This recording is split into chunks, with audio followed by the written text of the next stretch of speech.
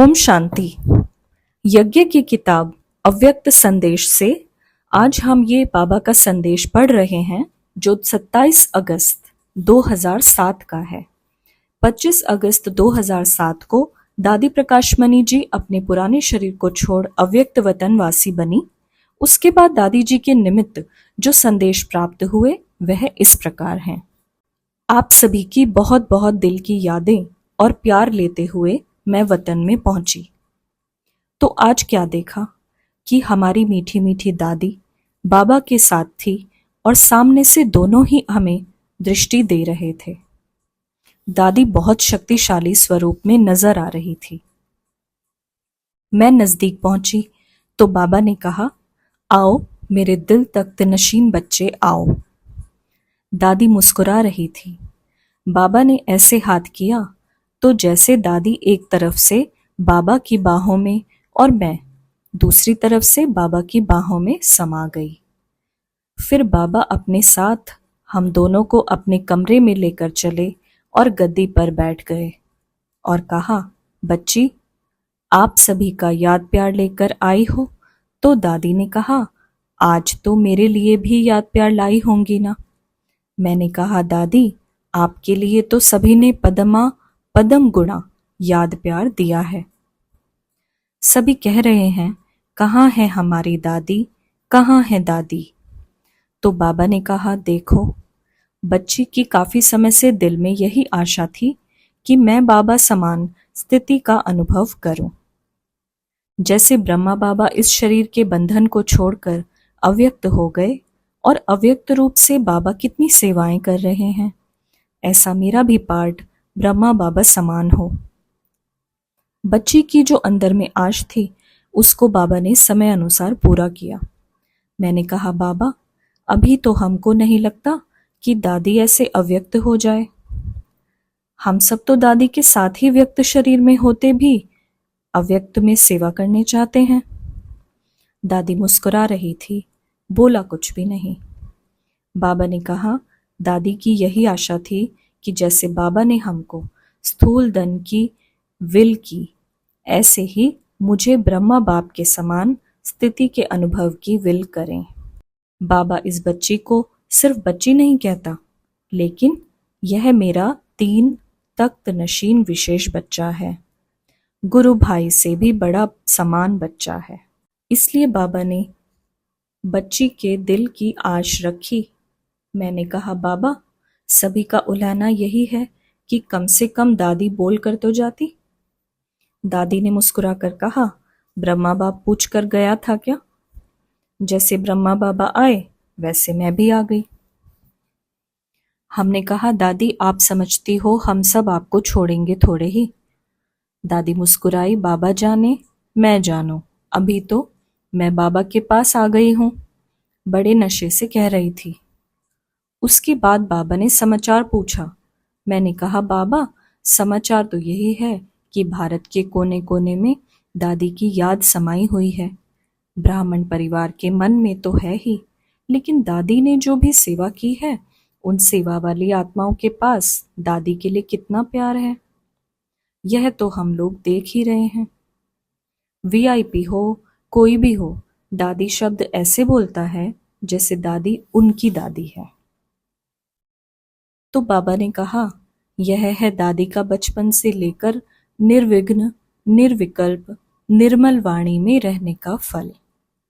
यह सूक्ष्म पुरुषार्थ भी क्या होता है, उसका प्रैक्टिकल स्वरूप हर एक बच्चा साकार में देख रहा है कि बच्ची ने जो गुप्त पुरुषार्थ दिल का पुरुषार्थ किया है, दिल से सभी को प्यार दिया है, संदेश दिया है, तो आज संदेश और प्यार लेने वाली आत्माएं सब दादी को ऐसे ही याद करती हैं जैसे ब्रह्मा बाप समान। ऐसे कहने के बाद मैंने कहा, कम से कम दादी आंख तो खोलती ना। ऐसे ही दादी बेड पर गई। बाबा ने कहा, वह बेड पर नहीं थी, लेकिन बाबा के पास वतन में ही थी। पेशेंट नहीं थी, लेकिन सभी को पेशेंस में रहने की शिक्षा अपने स्वरूप से दे रही थी। बाबा ने कहा, तुम लोगों ने नोट किया कि इतनी बीमारियां होते हुए भी कोई दुख का संकल्प मात्र भी चिन्ह नहीं था। हमने कहा, यह तो कमाल हम सब देखते थे, महसूस करते थे कि दादी को तकलीफ होगी, लेकिन दादी को पूछते थे, दादी आपको कुछ हो रहा है? तो दादी कहती थी नहीं। बाबा ने कहा, यह भी दादी शिक्षा दे रही थी कि पेशेंट होते हुए भी पेशेंस की स्थिति में रहना क्या होता है। दुख की लहर तो स्वप्न मात्र भी नहीं थी, क्योंकि बचपन से जब से आई, जन्मते ही दादी ने पुरुषार्थ में कोई कमी नहीं की। जैसे आपकी मम्मा कहती थी कि बाबा ने कहा और मैंने किया, ऐसे ही मम्मा बाबा की सहयोगी समान आत्मा रही। मैंने कहा, बाबा ऐसी आत्मा की तो साकार में आवश्यकता है ना? तो बाबा ने कहा, अभी देखो बच्ची, एक तरफ यह कहते दूसरी तरफ दादी ने कर्मातीत अवस्था की धुन लगाई हुई थी। बाबा एकदम सहयोगी समान बच्ची की दिल रखेगा या आपकी? हमने कहा, हम तो बहुत हैं, दादी तो एक है, तो बाबा आपको बहुतों की दिल रखनी चाहिए। दादी ने कहा, मैंने बाबा से एक मांगनी की है। मैंने बाबा से कहा है, मुझे कुछ दिन वतन में ही रखो। जैसे ब्रह्मा बाबा शरीर छोड़ने के बाद भी विश्व की सेवा में बहुत बहुत सहयोग दे रहे हैं, ऐसे मैं भी ब्रह्मा बाबा के समान अव्यक्त रूप में सेवा क्या होती है वह अनुभव करना चाहती हूँ। बाबा ने कहा, मैं मुरब्बी बच्चे के दिल की बात पूरा ना करूं, यह हो ही नहीं सकता। पहले बच्ची, क्योंकि यह बच्ची सदा निर्विघ्न, सदा सम्मानधारी मूर्ति बनकर रही है। कोई भी विघ्न के वश नहीं रही है, विजयी रही है, विजयी बनाया है। इसलिए बाबा बच्ची को गिफ्ट देता है, 12 दिन तक वतन में रखेगा। मैंने कहा, फिर क्या होगा? बाबा ने कहा, तुम देखने चाहती हो? इतने में क्या देखा, एडवांस पार्टी के 10-12 मुख्य इमर्ज हो गए। जो भी विशेष गए हैं, दादी, मम्मा, विश्व किशोर, वह ऐसे दादी को चिपक गए, कोई कुछ पकड़े, कोई कुछ पकड़े, कहने लगे, दादी हमारी है, दादी हमारी है। हमने कहा, यह तो नारा लगाने लगे। कहा, आपके साथ इतना रही है, अभी दादी हमारी भी है। दादी को विशेष कार्य के लिए बाबा ने बुलाया है। दादी ने कहा, मुझे इतना अच्छा लग रहा है वतन में, मैं सब कुछ देख रही हूँ, जहाँ जाने चाहूँ, जिस सेंटर पर जाने चाहूँ, सेकंड में पहुंच सकती हूँ। सबका चार्ट बाबा दिखा रहा है, सबके अंदर क्या लहर है वह भी देख रही हूँ। भक्त जो मुझे देवी के रूप में याद करते हैं, वह देवी के रूप में भक्त कैसे साधना करते हैं वह भी बाबा दिखा रहा है, और साइंस वालों को भी दिखा रहा है। कैसे साइंस वाले हमारी साइलेंस पावर को जानने की कोशिश कर रहे हैं कि आखिर भी वो कौन सी शक्ति है जो शरीर को चलाती है, और जो राज्य सत्ता है वह भी कैसे चल रही है, वह भी बाबा दिखा रहा है। दादी ने कहा, मुझे तो बड़ा मजा आ रहा है। हमने कहा, हमको मजा नहीं आ रहा है। दादी के कमरे में जाने से लगता है खाली खाली, रिमझिम वाला स्थान खाली खाली हो गया है। दादी ने मुस्कुराया। बाबा ने कहा, अभी बच्ची समय को समीप लाना है। बहुत दुख, भ्रष्टाचार आदि में जा रहा है, और बच्चे जो हैं वह अभी भी छोटी छोटी बातों में, जैसे कोई गुड़ियों का खेल करे ना, ऐसी छोटी छोटी बातों में समय लगा रहे हैं।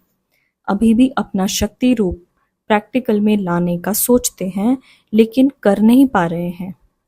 मैंने कहा, बाबा कोशिश तो सभी कर रहे हैं। बाबा ने कहा, कोशिश कर रहे हैं, मैं भी बच्चों की मेहनत नहीं देख सकता हूँ। दीदी ने क्या किया? दीदी दादी को ऐसे हाथ में लेकर बोली, दादी हमारी सखी है ना, तो हमारे को भी साथ देगी ना। मम्मा तो ऐसी मीठी दृष्टि दादी को दे रही थी, जो एकदम जैसे समान स्थिति वाले होते हैं। एक दो से मिलते हैं तो कैसे मिलते हैं। मम्मा दादी को ऐसे दृष्टि दे रही थी। यह सीन भी पूरी हुई। फिर बाबा ने कहा कि बच्ची, यह भी आपने एक एग्जाम्पल देखा। किस बात का? बाबा अभी बार बार सभी बच्चों को कहते हैं, अचानक और एवर रेडी। दादी की दोनों बातों में विशेषता देखी। एक एग्जाम्पल दादी का देखा। कुछ याद आया? कोई बात याद आई? अपने शरीर से भी न्यारी हो गई और साथ साथ अचानक ही दादी चली गई। यह भी ड्रामा में बच्चों के लिए दादी का एक दृष्टांत है कि जो बाबा ने कहा था अचानक होना है और एवर रेडी रहना है।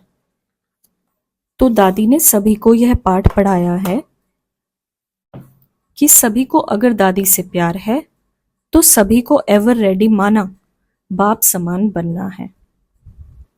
देह भान से न्यारे, कर्मातीत यानी कर्म करते भी न्यारे और प्यारे रहना है।